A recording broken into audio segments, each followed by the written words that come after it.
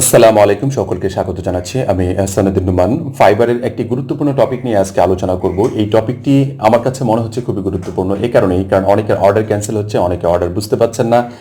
এই বিষয়টা আসলে কোন বিষয়টির উপর সবচেয়ে বেশি ডিপেন্ড করে সে বিষয়টি নিয়ে আলোচনা করছি। সে বিষয়টি হচ্ছে রিকোয়ারমেন্ট। আপনি একটি গিগ যখন দেবেন, আপনাকে গিগ ডিসক্রিপশন দিতে হচ্ছে, গিগ ট্যাগ দিতে হচ্ছে, গিগ প্রাইজিং দিতে হচ্ছে, গিগ ওভারভিউ দিতে হচ্ছে। পাশাপাশি আপনাকে সবচেয়ে গুরুত্ব দিয়ে যে বিষয়টিকে দেওয়া উচিত সেটি হচ্ছে যে গিগ রিকোয়ারমেন্ট। আপনারা এই গিগ রিকোয়ারমেন্টগুলো কীভাবে দিবেন আর কি দেওয়া উচিত?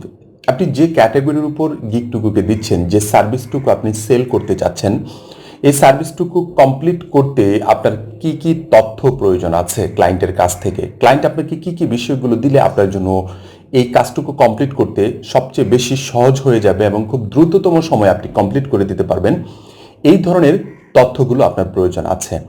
এই ধরনের তথ্যগুলো আপনার কাছে ডিরেক্ট ক্লায়েন্টের কাছে কিভাবে চাইতে পারেন, সেটা মেসেজের মাধ্যমে চাইতে পারেন। কিন্তু কোনো ক্লায়েন্ট যদি আপনার শুধুমাত্র গিগটুকু দেখে যদি পছন্দ করে আপনাকে যদি অর্ডার করতে চায়, অর্ডার করার সময় আপনাকে এই রিকোয়ারমেন্ট ফুলফিল আপ করে আপনাকে কিন্তু অর্ডার করতে হবে। আদারওয়াইজ সে কিন্তু আপনাকে অর্ডার করতে পারবে না। সেইটাকে যদি ফিল আপ না করে আপনাকে যদি অর্ডার করে, তখন আপনি তাকে একটি অপশন পাঠাতে পারবেন, একটা রিমাইন্ডার অপশন পাঠাতে পারবেন, যে রিমাইন্ডারটাতে তার কাছে একটা নোটিফিকেশন যাবে। সেই নোটিফিকেশনটাতে তাকে অবশ্যই সেই রিকোয়ারমেন্টগুলো যেগুলো আছে, এই গিগটুকু তাকে পারচেস করতে হলে যে রিকোয়ারমেন্টগুলো আছে এটাকে ফিল আপ করে দিতে হবে। আর এই রিকোয়ারমেন্টে যে তথ্যগুলো থাকবে, হতে পারে আপনি একটি বিজনেস কার্ড ডিজাইন করছেন অথবা আপনি একটা লোগো ডিজাইন করছেন। একটি বিজনেস কার্ড ডিজাইন করতে আপনার কি কি তথ্যগুলো প্রয়োজন আছে আপনি হয়তো বা লিখে দিতে পারেন।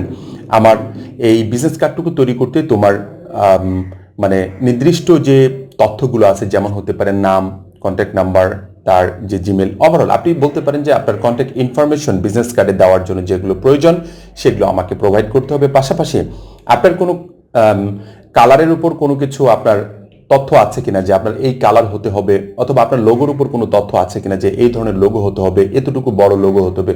ওভারঅল যে বিষয়টা আছে এটা যদি আপনি রিকোয়ারমেন্টে দিয়ে দিতে পারেন, তাহলে আপনাকে সে এখানে দিতে বাধ্য এবং দিতে হবেই তাকে।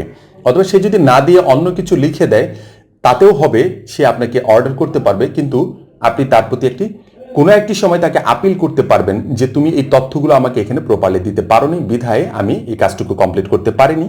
এটা আমার পক্ষ থেকে আমি দিতে পারবো, যদি আমাকে এই ধরনের কিছু একটা অর্ডার করে থাকে অথবা আপনাকে যদি অর্ডার করে থাকে। আপনি যদি একটি ইনফোগ্রাফিক্স নিয়ে কাজ করছেন, ইনফোগ্রাফিক্সের আপনার কি কি তথ্যগুলো প্রয়োজন আছে, হয়তো ইনফোগ্রাফিক্সের মেইন একটি ইমেজ প্রয়োজন আছে, ইনফোগ্রাফিক্সের কতটুকু ইনফোগ্রাফিক্স এখানে ডিজাইন প্রয়োজন আছে, কোন কোন তথ্যগুলো প্রয়োজন আছে, যে প্রোডাক্ট আপনাকে দিচ্ছে সেই প্রোডাক্টের কোন কোন বিষয়গুলো আপনার প্রয়োজন আছে, যে বিষয়গুলোর উপর ডিপেন্ড করে আপনি সুন্দর করে এখানে ডিজাইনটা কমপ্লিট করতে পারবেন। এই প্রশ্নটা তার উপর ছেড়ে দিতে হবে, তার উত্তরটা কিন্তু তাকেই দিতে হবে। এই প্রশ্নটা যখন তাকে দিয়ে দিবেন, সে যদি নাও জেনে থাকে তখন আপনাকে পার্সোনাল মেসেজে আপনাকে কিন্তু নক করবে, নক করে বলবে তুমি আমার কাছে এই তথ্যগুলো চেয়েছিলে, ওখানে আমি দিতে পারিনি কিংবা দিতে ভুলে গিয়েছিলাম, আমি এই মেসেজের মাধ্যমে আমি তোমাকে দিচ্ছি। তখন কি হবে, আপনি খুব সহজে একটি কাজ করতে পারবেন। অনেকে আছেন যে রিকোয়ারমেন্টে জাস্ট লিখে দেন প্লিজ অ্যাকসেপ্ট অথবা প্লিজ ডু ইট, এই টাইপের কিছু একটা লিখে দেন, কিন্তু এই ধরনের তথ্যগুলো না লিখে আপনি ডিরেক্ট আপনার এই গিগটাকে, আপনার এই সার্ভিসটাকে 100% কমপ্লিট করতে কি পরিমাণ সহযোগিতা প্রয়োজন আছে, কি কি তথ্যগুলো প্রয়োজন আছে, এই তথ্যগুলো ক্লায়েন্টের কাছে আপনার চাইতে হবে। যখন আপনি খুব ভালোভাবে ক্লায়েন্টের কাছে চেয়ে বসবেন, তখন সে দিতে বাধ্য থাকবে। এখন প্রশ্ন আসতে পারে, ক্লায়েন্ট আমাকে রিকোয়ারমেন্ট টোটালি ফুলফিল আপ করে দেওয়ার পরেও ক্লায়েন্ট বলতেছে তার রিকোয়ারমেন্ট ফুলফিল আপ হচ্ছে না কাজ করার পরে। এমনকি খুব কম ক্লায়েন্ট পাবেন যারা একটু অন্যরকম ক্রিটিক্যাল কিছু মাইন্ডের কিছু ক্লায়েন্ট আছে, যারা আপনাকে বলবে যে না তোমার কাজ হয়নি, আপনি কাজ কমপ্লিট করেছেন রীতিমধ্যে, তারপরে বলবে যে না তোমার কাজটুকু আমার পছন্দ হয়নি, তোমার কাজটুকু আমি নিতে চাচ্ছি না, তুমি আমাকে রিফান্ড করো। এটা খুবই কম পাবেন, খুবই কম সংখ্যক, শতকরা একজন পেতে পারেন, অথবা তার চেয়েও বেশি পার্সেন্টেজ চলে যেতে পারে, তবে পাবেন। আপনি যদি এই মার্কেট প্লেসগুলোতে কাজ করেন, এই ধরনের ক্লায়েন্ট পাবেন। আপনি কাজ টোটালি কমপ্লিট করে দিয়েছেন, একেবারে আপনার কাছে মনে হচ্ছে যে 100% আপনি কমপ্লিট করেছেন, তারপরেও আপনাকে বলবে যে না আমাকে এই কাজটুকু আমার পছন্দ হয়নি, অমুক হয়নি, তমুক হয়নি, আপনাকে তখন বলবে যে আমি এটা রিফান্ড করতে চাই। তখন আপনার জায়গা থেকে কি করবেন, আপনি রিফান্ড অপশন মানে আপনি ক্যান্সেলেশনটা আপনি পাঠাবেন। বায়ার যদি আপনাকে পাঠায়, বায়ার বলবে ওখানে তার যে অপশনগুলো আসবে, সে বলবে যে আমি তাকে কাজ বুঝিয়ে দিয়েছে, হয়তো বা সে কাজ প্রপারলি পারেনি, সেই কাজটি করতে অপারগ, এটসেট্রা এটসেট্রা, এই ধরনের যে কিছু বিষয় আছে সেগুলো চেক মার্ক দিয়ে দিবে। কিন্তু আপনি আর এটা করার কারণে আপনি যখন এটা অ্যাকসেপ্ট করবেন, তখন আপনার দেখবেন যে response rate, order completion rate থেকে শুরু করে আপনার গিগের র্যাঙ্ক পর্যন্ত আপনার হারায় যাচ্ছে।